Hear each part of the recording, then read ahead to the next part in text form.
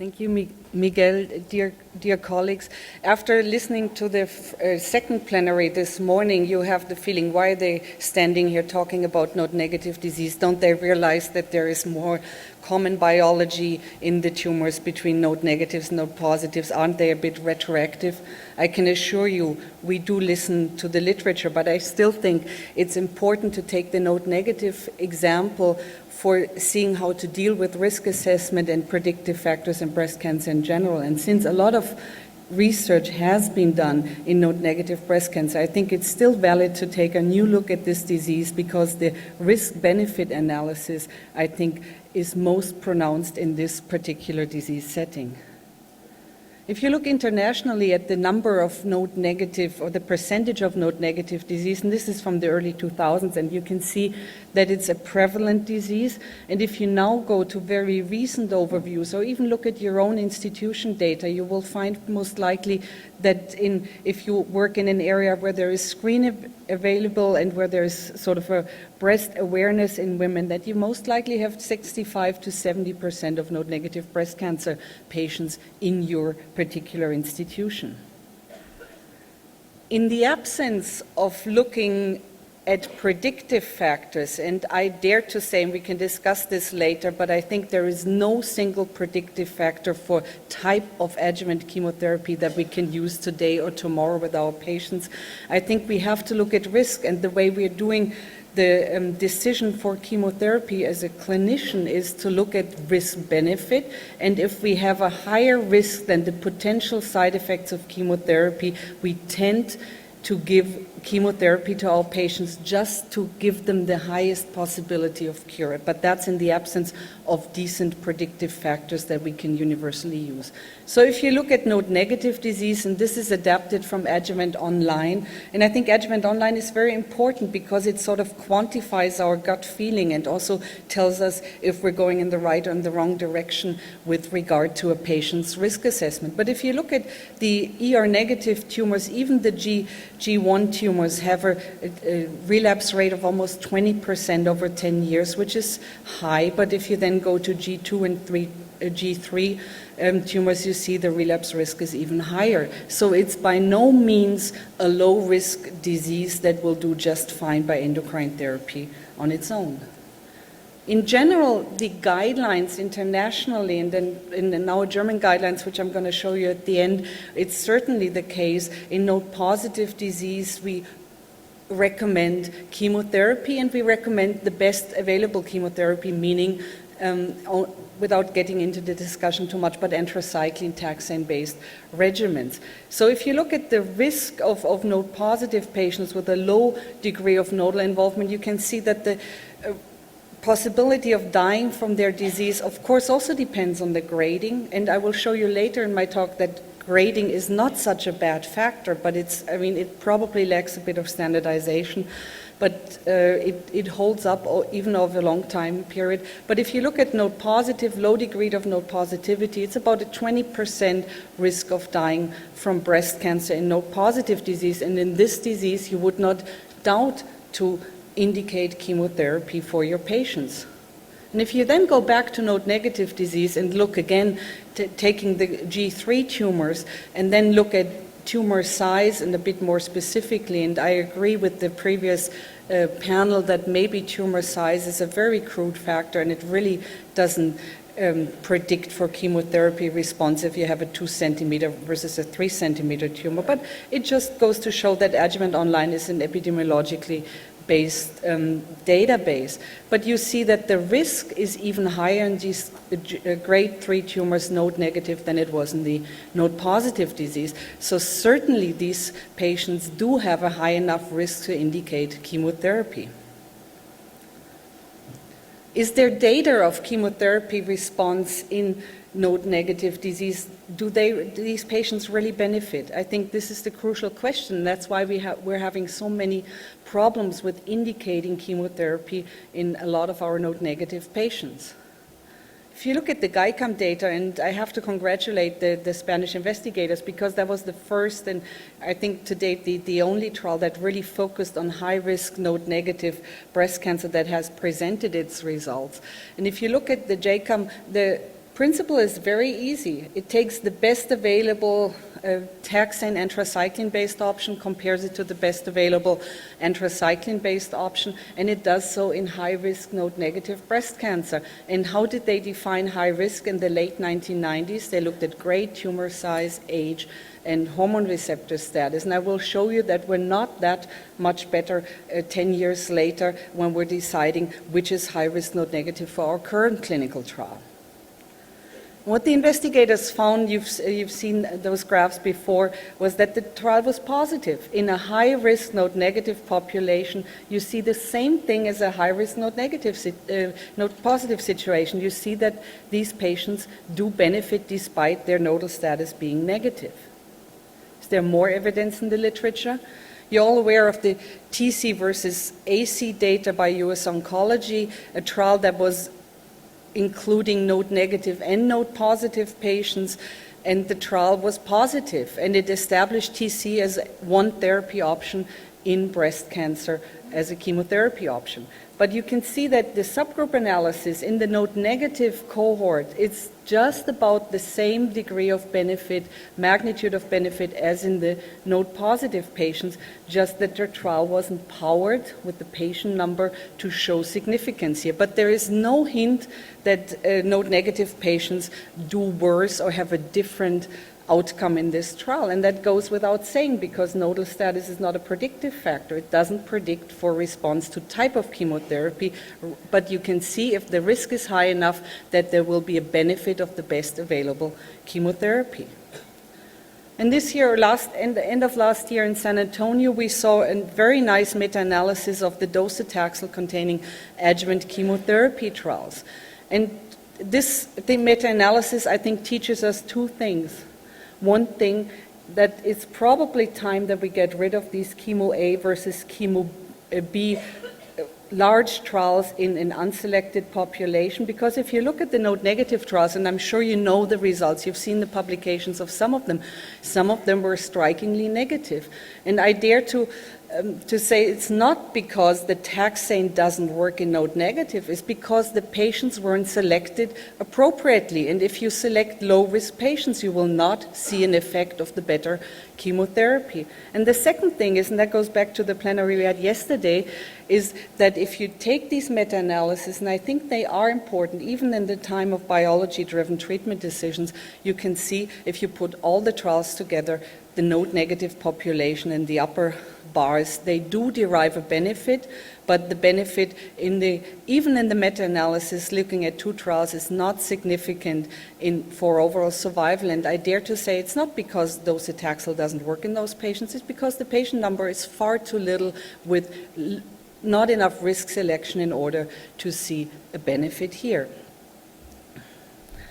So concluding this part of my talk, I think we're all aware of that nodal status, and if you split up the survival curves by number of nodes, you will see that the Kaplan-Meier curves are even more gradual. You see that nodal status is an important risk factor, and the dilemma we're faced with, and that's why we can learn from the node-negative disease and then decide as a community how far we take that into node-positive disease. The dilemma is that 70% of our patients, aside from surgery, radiotherapy, and endocrine therapy, probably don't need or will not need any chemotherapy. And we only have 30% that will need chemotherapy because under current practice they do recur, but we have no test available so far in order to pick out those 30%. So depending on where you practice, I think in the US more so than in Europe, we tend to give chemotherapy to the majority of these patients just because we don't know any better. And in the second part of my talk, I'd like to show you a little bit what we can do today about risk assessment, sort of stratification of patients for against chemotherapy, and how far we still have to go. The first trial actually that was a real prospective biomarker trial looking at this question of a biomarker, whether that's able to sort of tell us which patient needs chemotherapy based on risk, was the Chemo and Zero trial in Germany and in Slovenia done in the 1990s. And it was a visionary trial because it really looked at the question, we have node-negative disease, no other stratification, just node-negative disease, and they were measuring biomarkers in the primary tumor tissue. UPA-Pi1, that's a protein assay, it's an ELISA assay, it can be very well standardized, and patients with low values were observed, and patients with high values indicating high risk of recurrence were randomized chemotherapy versus observation. And I think this is the ideal schema of a biomarker trial. Unfortunately, we do not have time, and I'll come back to that later in my talk, to sort of evaluate all biomarkers prospectively like that, because our patients need their decision-making earlier. And you can also see that even in those days, in the 1990s, there was an arm for patients that refused randomization. And Norman Walmark elegantly said yesterday that they had to amend the Taylor X trial because clinicians know better and they sort of have their gut feeling, and the same happened in this trial, and it's even more critical in a trial with 700 patients if like 10 or 20 patients refuse randomization because based on their risk status they either wanted chemotherapy or they were against it completely. And the 10-year results of this trial, which is quite unique because it probably can never be done like this before, it was half of the node-negative patients with low UPA-Pi1 values and no systemic therapy whatsoever, not even endocrine therapy, had a 10-year survival of almost 90%. And if you now calculate in endocrine therapy, these patients may end up at 93, 94% 10-year survival. And nobody in this room, I would argue, would give chemotherapy, adjuvant chemotherapy, to the blue curve. But you would certainly indicate chemotherapy for the high-risk patients with their high risk of relapse. When we started on the 10-year follow-up, we weren't so sure that the biomarker prediction would hold up over 10 years. And I think this is pretty reassuring, and I hope we'll see that also for the MINDAC and the Taylor X trial, that prospectively these biomarkers will give us a good information even over a longer period of follow-up time. And the most important question was, is this significant data really clinically meaningful? And this is what I told you about grading. Grading isn't all that bad because this was 12 institutions, different pathologists, and you see that G3, like was discussed before, they have a high risk of recurrence, so probably these patients do need chemotherapy. G1 tumors, 2 recurrences, including local regional relapses over 10 years, those patients don't need chemotherapy. But the G2 tumors are the clinical problem, 70% of our patients, and here the biomarker-guided assay helped to distinguish those patients who had a low risk of recurrence from those who had a high risk of recurrence. So these results are not just statistically significant, they're also clinically meaningful. And the second question the trial asked was whether these high-risk patients do benefit from chemotherapy. And as you can see here, they did benefit. Their risk of relapse was about half by CMF chemotherapy. And we know from other pooled analysis in over 8,000 patients looking at UPA-Pi1 with regard to response to chemotherapy, we know that this is a real predictive effect, and those patients with high values have a 3 times higher benefit from adjuvant chemotherapy, somewhat indicating that these aggressiveness processes that these markers stand for sort of are very susceptible to early chemotherapy. If you don't treat those patients by chemotherapy but give them chemotherapy in the metastatic setting, it's too late. They will not respond very well. And the second thing you can see on these curves, even though there's a significant benefit, we cannot be satisfied. 80% disease-free survival over 10 years. I think we can do better with the more modern chemotherapy regimens. And then you may argue, well, this is impractical. It's some biomarker test. It costs money. You have to sort of think about this. Can't we do with other means? And we looked at the risk assessment by Adjuvant online with regard to the UPA-Pi1 system, taking the real data from this trial. And what you can see is, and I think this is also true for the other tests that we will discuss later on, is that basically Adjuvant Online is very nicely showing us what the German breast cancer cohort, the outcome in the 1990s. It's spot on. It correlates real well. But if you know about tumor biology, Adjuvant Online will overestimate the risk in the low-risk collection and underestimate it in the high-risk collection, meaning if you just use a computer program like Adjuvant Online, you will still treat too many patients by chemotherapy and you will probably still treat the wrong ones. So I think Adjuvant Online is sort of a good backbone, but we can refine this by knowing more about tumor biology. So we went on to do a second trial, and this closed earlier last year at 4,000 patients, and it asked the obvious question. First of all, we used risk assessment by UPA-1, or centers who didn't want to do that could do just the clinical pathological algorithm based on St. Gallen, basically. And in the high-risk patients, we wanted to know, is a taxane anthracycline regimen better than standard anthracycline chemotherapy alone, sort of what the GEICAM group had asked 10 years earlier.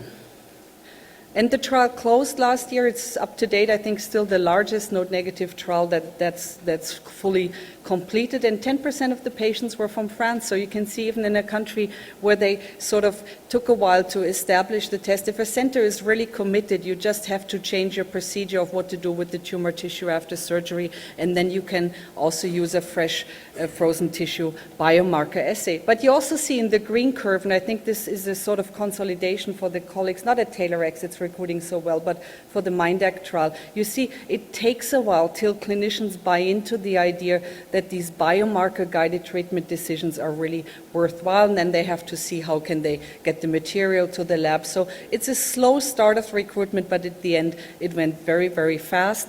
And in the G2 node-negative tumors, we were able to spare 40% of the patients from chemotherapy using the UPA-1 assay.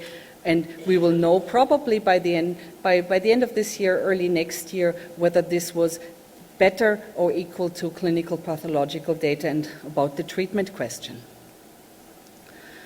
So what do other guidelines think? I mean, UPA-1 is in the German guidelines as a factor you can use for treatment decisions, but it's also in the US guidelines. And I think that's a big step, because I don't want no prejudice here or anything, Norman, but I think for a test that was fully developed in Europe to get into the US guidelines is a big step, and it shows you that the evidence is there, but it's a fresh frozen tissue assay, so there is some reluctance to take it up in countries where they don't have fresh frozen tissue available after surgery, or think they don't. But on the other hand, it's a very inexpensive assay. It's only 150 euros. There's good quality control, so there are advantages there. So our American colleagues, we've heard this yesterday and today, they tend to use the Oncotype assay. And we saw this graph before, and I think the major controversy yesterday when we were talking about nodal status and risk grouping was that these assays, they are not predictive assay for type of chemotherapy response, but there is a prognostic assay, and you can see this easily on this curve. They work independent of nodal status, but the clinical indication for chemotherapy, this assay, the Oncotype assay, is not helpful in the node positives with a high disease burden, and we discussed this earlier today, because at 30% risk of relapse, you do not dare to forego chemotherapy. But in node negatives and in low number of nodes, and maybe if you split out the 4 from the 5, or you will get into lower recurrence risk as well. In the node negatives and low-grade node positive tumors, you may use an assay like Oncotype to forego chemotherapy, because the risk of recurrence is maybe 10% over 10 years. But you have to realize this is on the backbone of adjuvant endocrine therapy. So it may differ in some countries. Some people may say 10% with tamoxifen is still too high, I will treat. But I think it's about an international acceptable threshold. So how are we going to move forward from these data? We just started a trial in Germany middle of last year, looking basically at 2 questions in node negative and node positive disease. The first question is, what is the role of anthracycline-free chemotherapy in early breast cancer, comparing 6 cycles of TC by one of the standards we like to use in our country, EC, followed by docetaxel. And the second question is, are we good enough at risk group analysis? And if you look at the left-hand column, you can see that we're not any better than our Spanish colleagues 10 years ago. We still use tumor size, grading, age, and the only thing we added there was for those centers who like to do UPA-Pi1, if they have high UPA-Pi1, they can also consider this a high-risk patient.